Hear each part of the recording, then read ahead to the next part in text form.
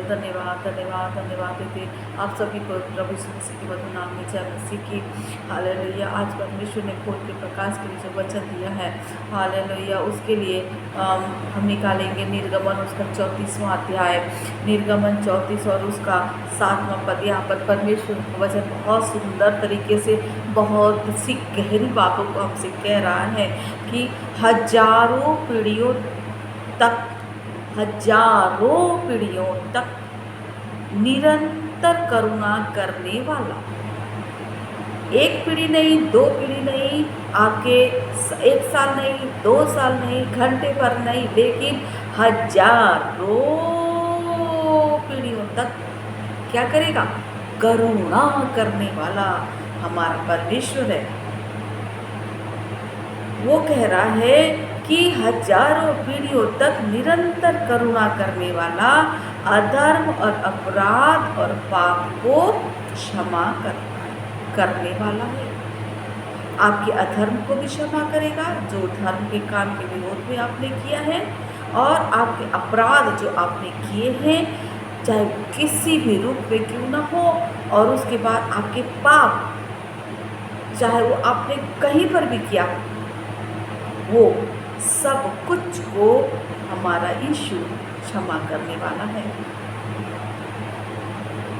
और परमेश्वर का वचन ये भी कहता है, परंतु दोषी को वह किसी प्रकार निर्दोष न ठहराए। अगर हम अपने पापों को मान लेते हैं, यदि हम अपनी गलतियों को मान लेते हैं, हम अपने अपराधों को मान लेते हैं, तब तो वो हमें क्षमा कर देगा। मानने की बात क्या, हमने मान लिया और फिर वही चले गए, तो ये क्या उचित है? नहीं। यदि हमने अपनी गलतियों को मान लिया है, तो इसका मतलब ये है कि माफ़ी मांगने के बाद, अपनी गलतियों को जान लेने के बाद, उन गलतियों को हमें दोबारा नहीं करना है, तब हमें पाप की क्षमा है। अनंत काल तक के लिए हमारी हजारों पीढ़ियों को आशीर्वाद देगा, है ना। इसके लिए शर्त क्या है कि हम अपने पापों को माने, हम अपने अधर्मों को माने, हम अपने अपराधों को माने और उसे छोड़ दें, पूर्ण रूप से छोड़ दें। तब हमारे लिए आशीष, हमारे आने वाली पीढ़ी के लिए भी आशीष। यदि हम ऐसा नहीं करते हैं, उस कंडीशन में क्या होगा? क्योंकि सबने पाप किया है, सब अपराधी हैं, सब अधर्मी हैं। लेकिन जब हम अपने अपराधों को जानते हैं, उसके बाद भी हम उस पर अमल नहीं करते, उस पर हम विचार नहीं करते हैं, उसके लिए हम क्षमा नहीं मांगते हैं, पछताते नहीं हैं, उस कंडीशन में परमेश्वर वचन क्या कहता है? परंतु दोषी को वह किसी प्रकार निर्दोष न ठहराएगा। वह पितरों के अधर्म का दंड उसके बेटों, वरन पोतों और परपोतों को भी देने वाला है। जो हमें आशीष पीढ़ी से पीढ़ी तक देने वाला परमेश्वर है, वह किसी रीति से दंडों का भी दंड पीढ़ियों को देने वाला परमेश्वर है। तो यदि हम चाहते हैं कि हम सुखी रहें, यदि हम चाहते हैं कि हमारे बच्चे सुखी रहें, हम चाहते हैं कि हमारी आने वाली पीढ़ी 1000 वर्ष तक, जब तक यीशु मसीह का दूसरा आगमन न हो जाए, तब तक सुरक्षित रहें, परमेश्वर की कृपा दृष्टि उस पर बना रहे, संपन्न रहे, तो मेरे प्रियो, हमें अपने अपराधों को देखना पड़ेगा, उससे मानना पड़ेगा, उसे छोड़ना पड़ेगा, उसके लिए माफ़ी मांगनी पड़ेगी, परमेश्वर के शरण में आनी पड़ेगी। परमेश्वर का वचन इस भोर के समय में हर एक सुनने वालों को यह बताता है, हर एक सुनने वालों को यह जानकारी देता है, यह चेतावनी देता है कि मेरे पास आओ, मैं पीढ़ियों तक आशीष देने वाला परमेश्वर हूँ। तुम्हें मुझसे क्या चाहिए? दो चीज़ें हैं हमारे पास, एक तो आशीष है, एक तो दंड है। आपको क्या चाहिए, आप सेलेक्ट कर लीजिए। आपको याद होगा बचपन में हम अपने बच्चों को ऐसी उंगलियां दिखाते थे और कहते थे बेटा कौन सी उंगली तुमको सेलेक्ट करनी है, कर लो। तो वो सेलेक्ट करता था। हम दूसरी मुट्ठी में रखी हुई चॉकलेट उसे, अगर हमारा मन, हम जानते हैं कि दोनों में से दोनों हमारे ऊपर निर्भर करता था कि कौन सी में है, इसमें चॉकलेट है और इसमें नहीं है।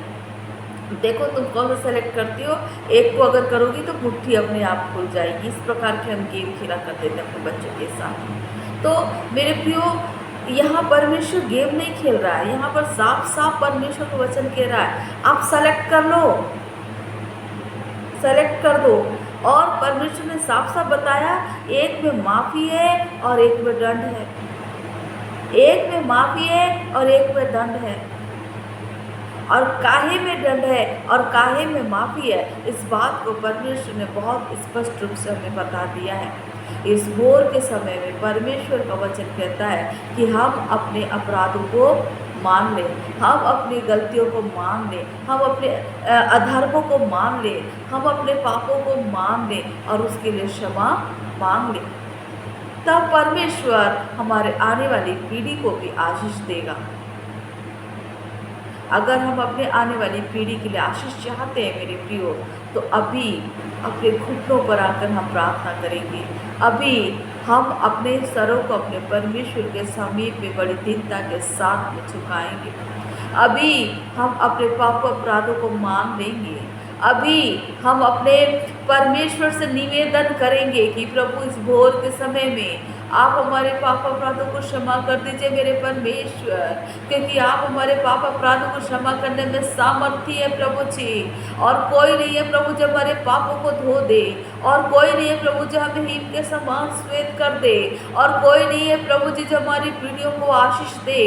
सिर्फ आप ही परमेश्वर है राजा, सिर्फ आप ही परमेश्वर है खुदा बाप। इसके लिए आप सहायता मदद करने वाले मेरे परमेश्वर, हमारी सहायता कर प्रभु कि हम मेरे प्रभु जी अपने अपराधों को मान ले, अपनी गलतियों को मान ले, उसके लिए क्षमा मांग ले प्रभु यीशु। दया कर मेरे प्रभु जी, एक एक को छू ले प्रभु, एक एक को छू ले मेरे पिता, ताकि हर एक कोई अपनी गलती को मान ले राजा, अपनी गलती को मान ले पिताजी, और आपसे आशीष को पाने वाला हो जाए मेरे परमेश्वर। दया करने वाले दया सागर हर एक को आपके हाथों में सौंप देते हैं। भोर की प्रार्थना को सुनने वाले लोगों को आपके पवित्र हाथों में सौंप देते मेरे परमेश्वर पिता। हर एक को छूइए, हर एक से बोलिए और बातचीत करिए, क्योंकि वचन आपका है प्रभु, वचन आपका है प्रभु जी। हालेलुया। ये गाट गाट गुदे गुदे को छेदने वाला वचन एक एक के जीवन को परिवर्तित करने पाए प्रभु जी। हालेलुया। और हर कोई प्रभु योना जैसे मछली के पेट में था प्रभु, उसने घुटने को टेक करके प्रभु जी अपनी गलती को मान लिया। आपने उसके लिए एक आवरण रख दिया, आपने उसके लिए एक सुंदर जगह रख दिया, आपने उसको प्रभु जी लोगों को बचाने का कारण ठहरा दिया। हालेलुया। ऐसे ही मेरे परमेश्वर पिता हम भी अपनी गलतियों को मान ले प्रभु, और अपने आने वाली पीढ़ी के लिए प्रभु जी आशीष का कारण ठहर जाएं। ऐसी सहायता मदद करने वाले मेरे परमेश्वर, सब कुछ आपके हाथों में सौंप देते राजा। हमारी सहायता मदद करने वाले प्रभु, हम आपको धन्यवाद धन्यवाद धन्यवाद धन्यवाद धन्यवाद देते राजा। इस समय प्रार्थना करते प्रभु जी निहारिका के लिए, उसके अंदर जितने भी रुकावट है यीशु मसीह के नाम से वो दूर होने पाए प्रभु जी। जितने भी उसके अंदर वो जलन है प्रभु यीशु के नाम से दूर होने पाए। हालेलुया। उसके प्रभु जी यूट्रस का जो प्रॉब्लम है यीशु मसीह के नाम से सॉल्व होने पाए। हालेलुया। मेरे परमेश्वर, हमारे घर की बहु बेटियों को आपने आशीष का कारण ठहराया है। क्यों उसके गर्भ का कारण रुकने पाए, क्यों उसके गर्भ का फल रुकने पाए। यीशु के नाम से हम उसके गर्भ को आशीषित करते हैं और हर एक बंधन को हम यीशु मसीह के नाम से दूर करते हैं। Hallelujah. Gate out in the name of Jesus. और यूरिन के जो जलन है यीशु के नाम से दूर होने पाए। हालेलुया। अभी इसी वक्त get out in the name of Jesus. यीशु के कोड़े खाने से हम जगे हुए हैं। बांझपन हमारे परिवार के लिए नहीं है, हमारा परिवार तो जल के सोते के समान। हालेलुया। हमारे बच्चे प्रभु जलपाई के पौधे के समान हमारी मेज के चारों ओर बैठने के लिए आशीषित है। हालेलुया। आपको धन्यवाद धन्यवाद धन्यवाद देते प्रभु। हालेलुया। आपने हन्ना को औलाद दिया प्रभु, हालेलुया। आपने प्रभु जी बहुत से ऐसे आश्चर्य कर्म किए हैं प्रभु जी, जहाँ सारा बुढ़ापे में प्रभु जी, ऋषिवा बुढ़ापे में मेरे परशुपिता पुत्र रत्न की प्राप्ति करते हैं। तो प्रभु जी हम विद्या प्रार्थना करते प्रभु जी निहारिका के लिए भी, निहारिका की गर्भ खोल दीजिए मेरे परमेश्वर, हालेलुया। उसको नम्र और दीन करिए प्रभु जी, उसके अंदर कठोरता को इस मसीह के नाम से मैं तोड़ देती हूँ, हालेलुया, तोड़ देती हूँ, हालेलुया, तोड़ देती हूँ। और इस मसीह आपके करीब में भेजती हूँ, हालेलुया। आपकी चरणों में बैठने के लिए आप अगुवाई करना मेरे परमेश्वर पिता। उस भाई पे प्रार्थना करती प्रभु, जिस पर आपने जमानत अद्भुत रूप से दिया, कोर्ट का केस भी खत्म होने के लिए आप उपाय कर दिए हमारे परमेश्वर। कोर्ट का केस पूर्ण रूप से खत्म होने के लिए और पूरी सुनवाई भाई के पक्ष में आने के लिए आप उपाय कर दिया हमारे परमेश्वर। बूढ़े माता पिता को भी आप शक्ति और सामर्थ्य, अच्छा स्वास्थ्य प्रभु, उनके परिवार को आपके हाथों में सौंप देते हैं। हर एक को यीशु मसीह के नाम से आशीषित करते हैं। अपने जवान बच्चों के लिए प्रार्थना करते हैं प्रभु, अपने जवानी के दिनों में अपने सृजनहार को छोड़कर कहीं न जाने पाए परमेश्वर, ताकि उनकी आने वाली पीढ़ी भी आशीष का कारण हो जाए प्रभु। ऐसे तैयार कर मेरे परमेश्वर पिता, हालेलुया। हमारे समाज जितने जवान बच्चे हैं सबको इस मसीह आपके लहू में कवर करते हैं। उनके घर के बाहर जाना, घर के भीतर आना, अब सब कुछ इस मसीह आपके नाम से आशीषित होने का और आपके नाम को महिमा देने वाला हो प्रभु। ऐसे उपाय करना, पढ़ने वाले बच्चों को प्रभु बुद्धि दे, ज्ञान दे और अच्छे से अपने एग्ज़ाम को कर सके, इसके लिए शक्ति और सामर्थ्य आप प्रदान करें प्रभु जी। हर एक बातों को छोड़कर उनका मन पढ़ाई में लगे और पढ़ाई को कर सके प्रभु जी, ऐसी मदद करना मेरे परमेश्वर। इन दिनों हमारे बच्चे मोबाइल से ज़्यादा अटैचमेंट के साथ जुड़ गए हैं प्रभु जी, और सारा अटैचमेंट मोबाइल से छूटकर इस मसीह को उड़ नहीं पाए, ऐसी मदद कर मेरे परमेश्वर। सारे बच्चों को आपके हाथों में सौंप देते हैं, हम माता पिता भी अपने आप को आपके हाथों में सौंपते हैं राजा। हमारी सहायता मदद करना, हमारी नौकरी पे, हमारे कामकाज पर आपकी आशीष हो पिता जी। हर जहाँ भी जाए हमारे व्यवहार के द्वारा आपको महिमा मिलने पाए प्रभु। हर एक कोई चीज़ जाने पाए मसीह को मानने वाले लोग हैं, आप प्रभु जी शांति का एक दूत बनकर हम वहाँ जाने पाए, ऐसी मदद कर। हमारे व्यवहार से आपका व्यवहार झलकने पाए प्रभु यीशु, ऐसी दया कर मेरे परमेश्वर पिता, दया कर पिताजी, दया करने वाले मेरे परमेश्वर। आपको धन्यवाद धन्यवाद धन्यवाद धन्यवाद धन्यवाद धन्यवाद धन्यवाद धन्यवाद धन्यवाद देते हैं प्रभु। हम प्रार्थना करते सोनू के लिए, सोनू का जीवन पूर्ण रूप से बदलने पाए प्रभु, वो आपकी सच को जानने पाए और सत्य से स्वतंत्र करने पाए प्रभु यीशु, हालेलुया। दया करने वाले मेरे परमेश्वर, आपको धन्यवाद धन्यवाद धन्यवाद धन्यवाद धन्यवाद पिताजी। राजाओं के राजा, ऐसे किया आपको धन्यवाद। जब आवाज़ के दिन प्रारंभ करते हैं यीशु मसीह के नाम से, अपने घरों को, अपने घर के अंदर पाए जाने वाले जीवों को और अपनी बाउंड्रियों को, और प्रभु जी जो आप आशीष देने वाले हैं उनको, अपने कार्य क्षेत्र को, सबको इस मसीह आपके लहू में कवर करते हैं। शैतान की कोई योजना हम पर प्रबल नहीं हो सकती, क्योंकि हमारा पिता हमारा यीशु है, हमारे आगे आगे ढाल है।